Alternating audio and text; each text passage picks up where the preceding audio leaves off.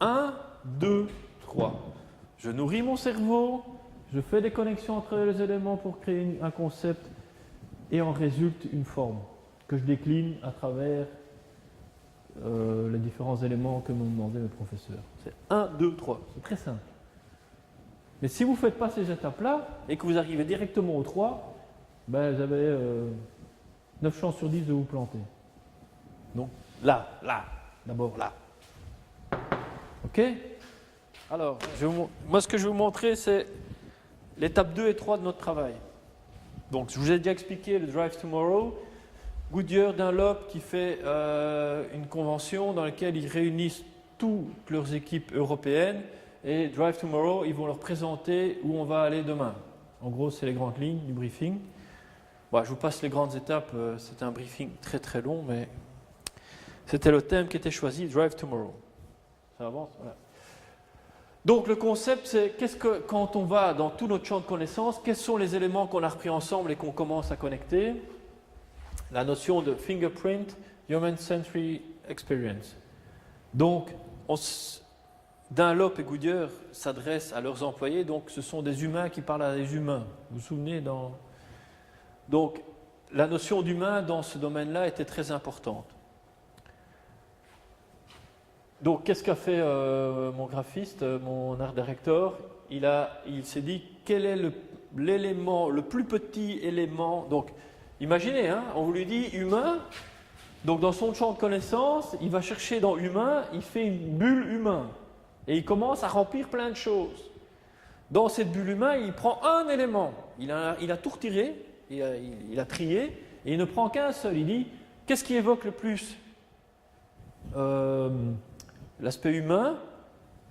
Et vous allez comprendre pourquoi. C'est l'empreinte. Il dit 2 marques, Goodyear, Dunlop, et il dit, tiens, les pneus, c'est aussi 2 types de pneus. Généralement, dans les grandes généralités, c'est l'été et le summer et winter, l'été et l'hiver. Troisième élément qu'il prend, il dit tiens, qu'est-ce que ça m'évoque le pneu et la notion de drive, donc conduire pour demain, c'est la notion de piste. Donc dans tout son champ de connaissances, il prend 3 éléments. Et vous allez voir comment il va après les mettre ensemble. Concept, phase 2. Donc, il reprend la notion de fingerprints, donc l'empreinte du doigt, et il dit pour lui, l'empreinte du doigt est faite de plein de lignes qui symbolisent pour lui les lignes, les tracks d'une route. Et il se dit, là-dedans, on va faire un focus sur un seul élément, parce que c'est un événement qui a lieu à un moment donné, à un lieu donné, et donc il fait ce qu'on appelle un focus. Oups.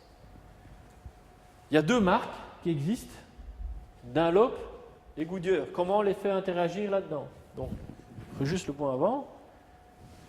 2 trous, il insère les 2 marques. Avec leur code couleur, le jaune et le rouge, il prend le jaune parce que c'est la couleur prédominante, et ici le noir parce que c'est la couleur prédominante. Et comme ça, il fait opposition à l'autre. Ok? Et la marque grise derrière parce que la route est noire et donc il joue avec les tonalités de noir. Il a inscrit son Drive Tomorrow en dessous, les 2 marques en dessous, et il recommence, ça c'est ce qu'il appelle sa grille, donc c'est là où il commence à regarder les proportions des éléments. Donc il dit, ce carré-là, on va le retrouver ici et il va se servir de tous ces éléments, c'est sa grille, pour pouvoir aligner tout correctement. Donc ça, ce genre de choses, moi j'adore ça, vous montrer ça, je suis heureux. Hein. Il retire ses grilles, il retire le reste derrière, et on arrive à ceci. Si je vous avais montré ça, dès le départ, vous ne compreniez pas pourquoi on arrive à ça. Vous m'aurez dit, ah monsieur, pourquoi un point jaune et pourquoi un point bleu ou noir, je ne sais plus quelle est la couleur, parce que la projection ne permet pas d'identifier. Ben, ça c'est une marque, ça c'est l'autre marque. Ah, et pourquoi cette notion de cercle? Ben, parce que c'est un événement à un moment donné et on fait le focus. Ah, et pourquoi la couleur noire? Ben, parce que le noir est la symbolique de la route et tous les éléments comme ça sont les symboliques de l'empreinte du doigt. Ah, ok. OK? Et puis il commence à s'amuser à décliner. Il se dit tiens, mais j'ai deux couleurs. Ah non, c'est bleu. Si je faisais un élément bleu et un élément jaune, tiens, si je faisais cohabiter les deux et changer une autre couleur. Donc il commence un peu à jouer avec les différents éléments pour voir qu'est-ce qui peut toujours fonctionner.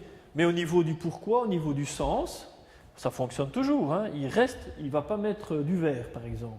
Il garde les couleurs qu'on lui a données de départ. Ici, je ne sais pas pourquoi il met cette couleur-là. Là, je n'ai pas l'explication. Mais sur les trois là, en tout cas, il y a du sens. Il est en rapport avec le champ de connaissance. Voilà. Ah, ouf.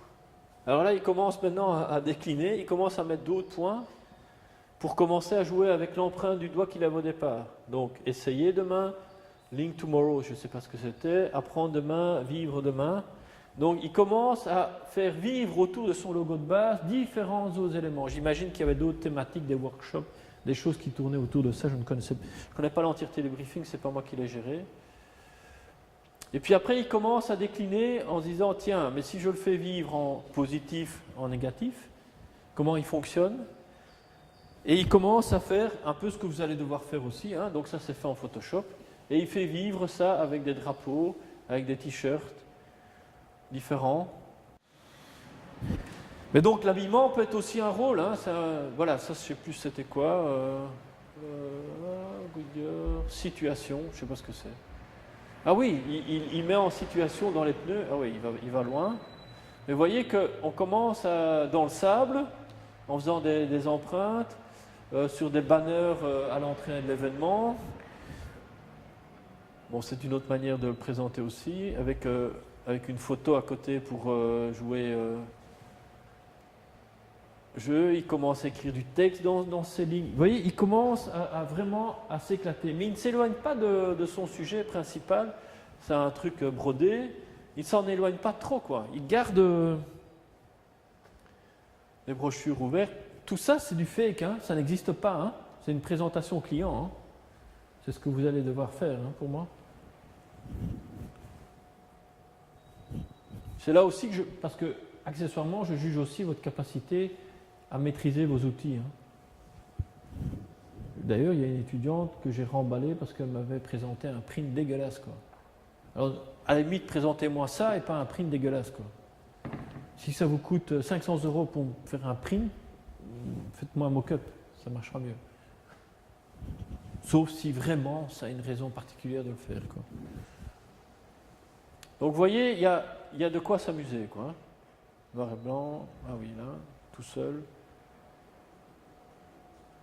Même des boutons pour des applications, je ne sais plus ce qu'il avait fait. Et il avait travaillé avec les différentes couleurs, à mon avis, c'est parce qu'il y avait des thématiques. Voilà. Donc, c'est ce que nous, on appelle la forme, c'est ce qu'on présente à notre client au final.